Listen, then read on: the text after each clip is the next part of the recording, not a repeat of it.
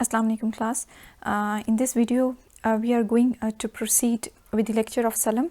In the previous video I had started the discussion regarding a special type of sale, a special kind of sale that was known as Salam. So in this video we are going to discuss Salam as a mode of financing. As we know that what Salam is a kind of special sale in which a seller undertakes to provide a specific commodity to the buyer on a future date, and he gets the payment from the buyer on the spot, and the payment should be the full payment should not be in the form of installments, or it should not be such like that the payment will be in future. Just the commodity will be delivered in future on a future date, but the payment from the buyer will be received on the spot. Now today we will discuss Salam as a mode of financing. So Salam is basically allowed by Sharia in order to fulfill the needs of farmers and traders. As we all know that in the old times what happened, that when riba or usury was prohibited and interest was not allowed, so it was allowed for traders and farmers that they can obtain loan, or they can obtain money from landlords and other large businessmen, and they can then yield crops, and on the other hand traders can conduct some kind of business, some kind of imports and exports, and they can generate commodities on the basis of that. Then they used to provide a certain portion of those commodities to the landlords and some businessmen, and this cycle continued as it is. So basically this concept was introduced just for the needs of small farmers and traders, so that they can earn their living and they can just survive. So that's why this concept was introduced. So even nowadays it is said that if somebody wants money just to conduct his business, and in return he will provide some portion of the created or generated commodities to the buyer in return for the payment that he has received from the buyer. So this kind of financing or Salam is allowed in this case by the Islamic banks and financial institutions. Mean to say that Islamic banks can adopt this mode of financing if they want to meet the need of small farmers and traders. So basically this mode of financing can be adopted in order to finance the agriculture sector. Like if we are talking in the context of today's world, so we can say that Salam can be used as a mode of financing, although it is not a pure mode of financing, but it can be used as a mode of financing by the Islamic banks and financial institutions to finance the agricultural sector, as well as to meet the need of small traders who want to conduct business but they don't have money. So they can approach banks and they can ask money, they can ask for money from banks, and banks can provide them the needed money, and then they can continue their business by using that money. And when they will generate the commodities, when they will generate the goods and products, so they can provide certain portion of those goods and products to the banks and financial institutions according to the agreement that was done, that was signed between both the parties, between the bank and the buyer.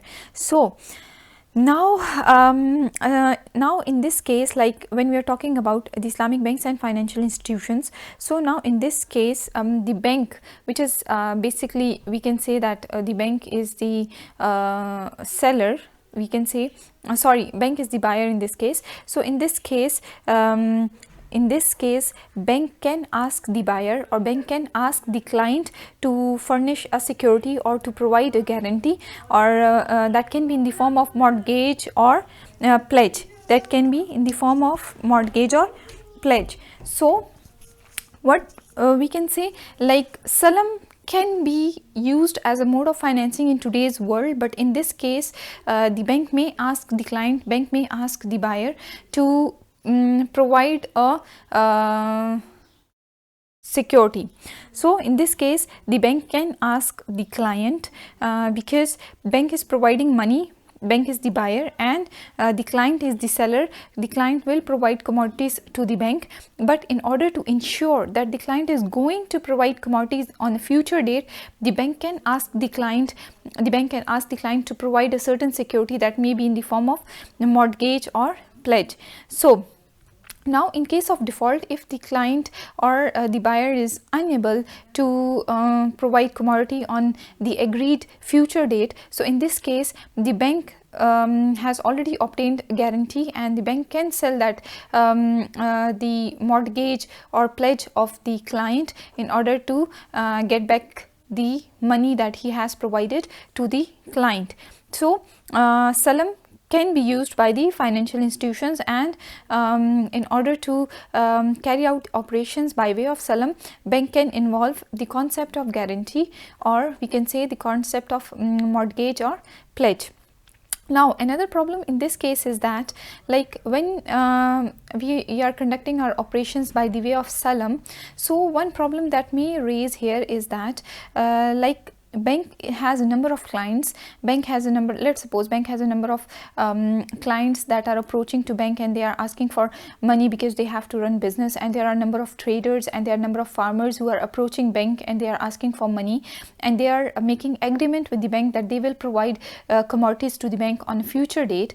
So now if this happens, so bank will have large number of agreements with large number of clients to receive the commodities on different dates. So this can create a bit problem for the bank. Like if the bank is making agreements with, let's suppose, 50 different customers, 50 different clients, and 50 clients are signing the agreement that they will provide different kinds of commodities to the bank on future date. Some is saying that they will provide, some client is saying that he will provide the commodity after 2 weeks, and some client is saying, one client is saying that he will provide the commodity after 1 month. So it means that bank is going to receive different kinds of commodities on different dates. So this will create a problematic situation for the bank, because how bank will handle all these commodities, all these different kinds of commodities.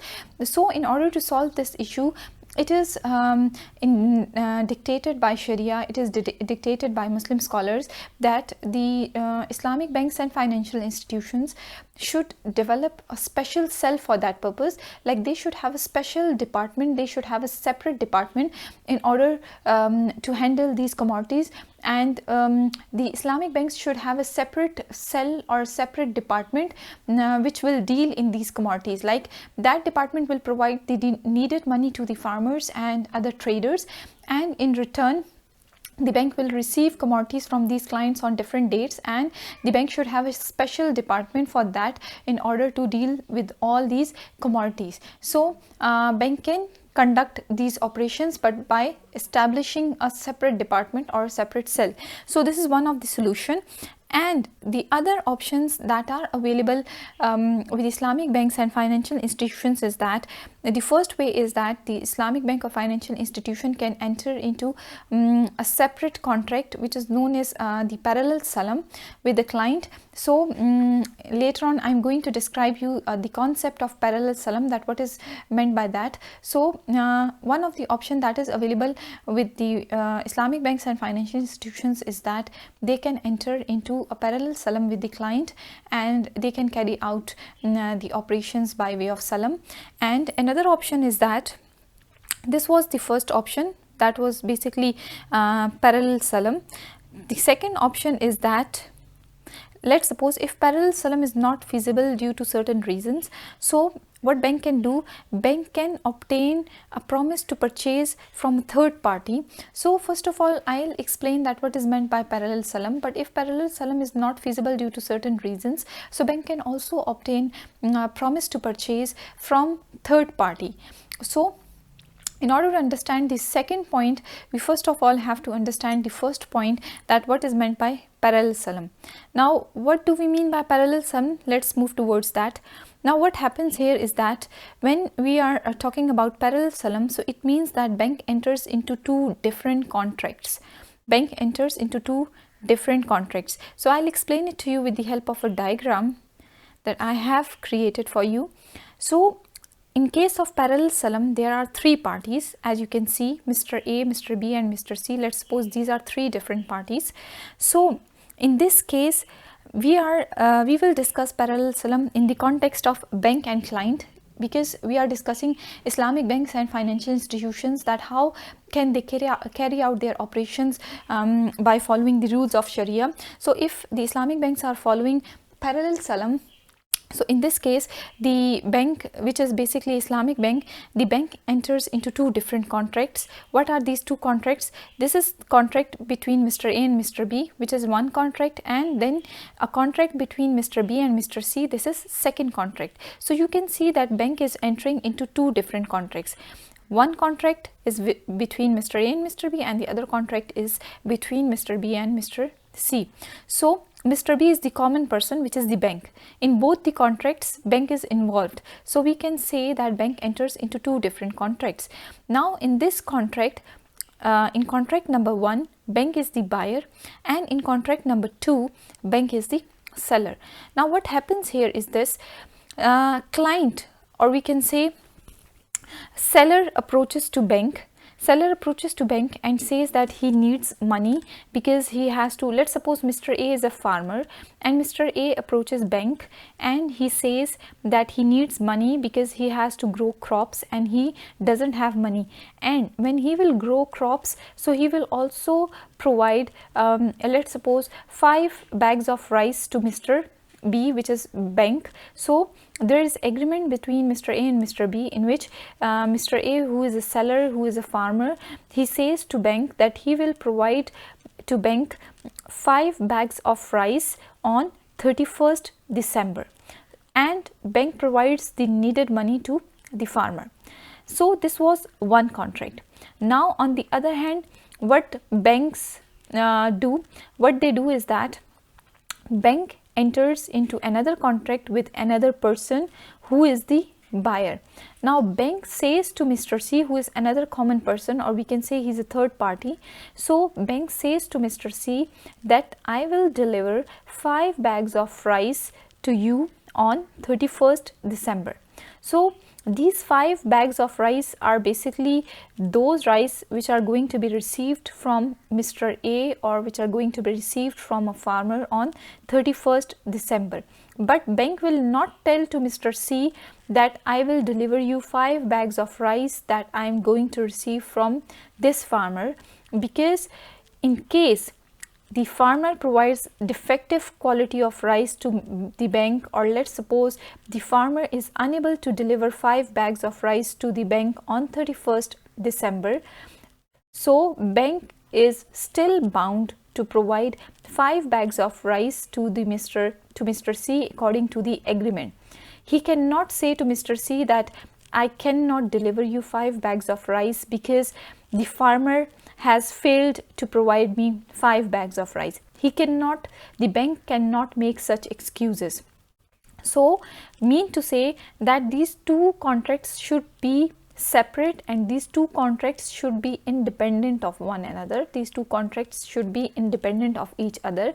Mean to say that if the farmer fails to deliver 5 bags of rice to the bank, but the bank will still be bound to deliver 5 bags of rice to the third party on 31st December.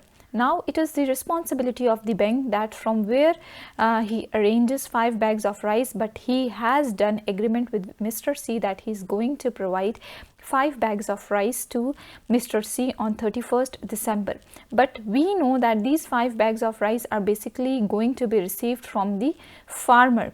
But these two contracts should be independent of one another, in the sense that if the farmer fails to deliver the required quantity to the bank, but the bank is responsible to deliver the same quantity and quality to Mr. C on the agreed date. So this kind of contract is basically known as parallel salam. Now what happens here is that, let's suppose the contract between this seller and bank was done on 1st November. Now this contract, this is the first contract, but when the bank performs second contract with the third party, let's suppose this contract happens on 5th November. Now we can see that the time period of second contract is shorter as compared to the time period of first contract. As we can see that the first contract time period is 1 month, from 1st November till 31st December. Sorry, this is 2 months contract. But here in this case we are saying, we can see that this is the contract of 5th November to 31st December, 1 month of December and 25 days of November. So mean to say that 55 days. These are not purely 2 months. So this time period is shorter. The second contract time period is shorter as compared to the first contract time period. That's why the price in case of first contract will be lower, but the price in case of second contract will be higher, because here the time period involved is shorter as compared to the time period that was involved in the first contract. Here in this case, the farmer is going to deliver 5 bags of rice after 60 days. So that's why the farmer is receiving lower price from the bank, because he is going to deliver 5 bags of rice after 60 days, but the bank is going to deliver 5 bags of rice to Mr. C after 55 days. So that's why the bank in this case, who is a seller, he will demand a higher price from the client, because he will deliver the 5 bags of rice after 55 days. So basically this is the concept of parallel salam. Hopefully it would be understandable to you. Hopefully it would be easy to you. So now this was the parallel salam. Now moving towards the main topic, they are saying that banks and financial institutions can also conduct salam by following parallel salam. But if parallel salam is not feasible, so what a bank can do, they can obtain promise to purchase from a third party. Let's suppose what happens is, here second option is that, like, bank can obtain a promise from a third party, like third party saying that we need rice. So bank can make contract with the farmer that I need rice, and farmer agrees on that contract, and bank obtains promise from Mr. C, in which Mr. C is saying that he is going to purchase rice from bank. So on the basis of this promise, bank will make agreement with the farmer, in which the farmer will provide rice to bank and the bank will provide needed money to the farmer. So this is the second option that is available with the banks.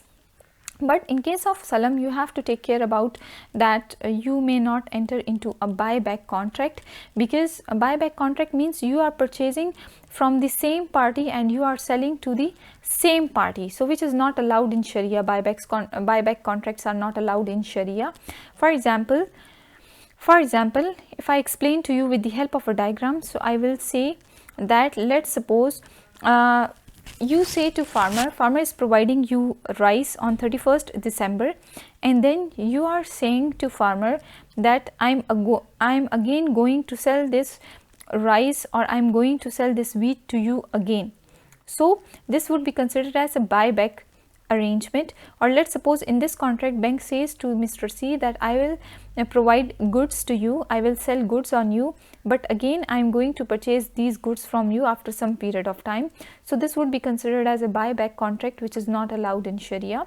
So this was the basic theme, this was the basic discussion about salam. So if in case of any confusion or in case of any ambiguity, you can freely ask me on WhatsApp, and I'll make this concept even more clearer to you if you are not understanding it. So that's it, class. Thank you.